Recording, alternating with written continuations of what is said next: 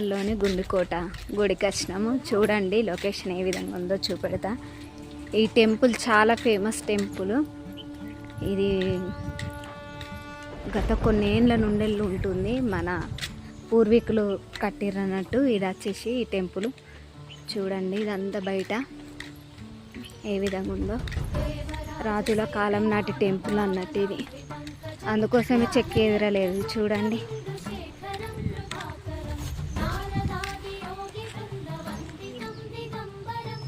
దీనికి సహాయపడిన వాళ్ళ డీటెయిల్స్ ఉన్నాయండి. చూడండి నవగ్రహాల మండపం అట. ఇది వచ్చేసి వీళ్ళు హెల్ప్ చేసిర్రు అన్నట్టు దీనికి కట్టడానికి.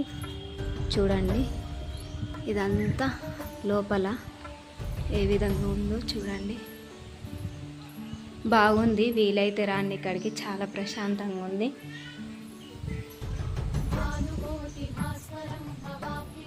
చూసిరా, ఇది వచ్చేసి ఖాళీ రూమ్ అండి, ఖాళీగా ఉంది. ఇక్కడ వాటర్ ట్యాంక్ పెట్టిర్రు చూడండి. అంటే మనం అక్కడ కాళ్ళు కడుక్కొని లోపలికి రావాలి.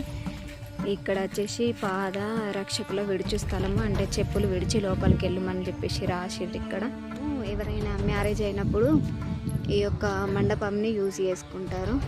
చూడండి ఎంత పెద్దగా ఉందో. ఇదంతా బయట లొకేషన్ అండి. చూడండి చెట్లు ఏ విధంగా పెట్టారు. చూడండి స్తంభం, చూడండి ఇది లోపల దేవుడు లోపల ఉన్నాడు. లాకేష్ ఉంది. ఈ చెట్టు చూసిండ్రా, ఇది ముళ్ళ చెట్టు లాగా ఉంది, కానీ దీని పేరు ఏమో ఉంటుంది, నాకు కూడా అంత ఐడియా లేదు. కామెంట్లో పెట్టండి ఎవరికైనా తెలిస్తే. ఇదంతా లోపల లొకేషన్ చూడండి. అబ్బా చాలా అంటే చాలా బాగుంది. సేమ్ వరంగల్లో ఏ విధంగా అయితే ఉందో అదే విధంగా ఉంది ఇక్కడ ప్లేస్. అయితే నాకు బాగా అంటే బాగా నచ్చిందండి. మీరు కూడా వీలైతే అందరు వచ్చి చూడండి. రైకల్ అంటే దగ్గరనే కదా. చూసిరా బండలు చూడండి ఏ విధంగా పెట్టిర్రు. ఇవన్నీ ఇగో రాగి చెట్టు ఇక్కడ కూడా ఉంది.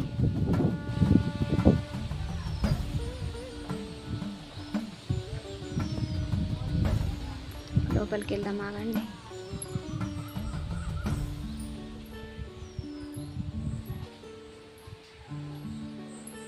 చూడండి ఇవన్నీ బండలతోనే కట్టిర్రు.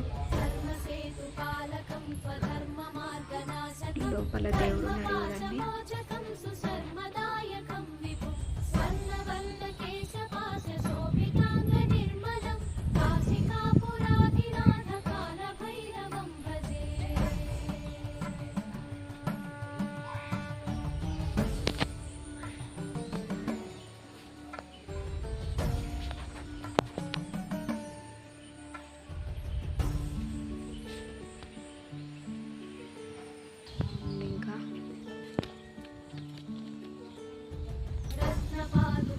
ఇక్కడ శివుడు చూడండి. ఇలా వాటర్ పెడతారు కావచ్చు, కానీ ఇప్పుడు వాటర్ లేనట్టున్నాయి.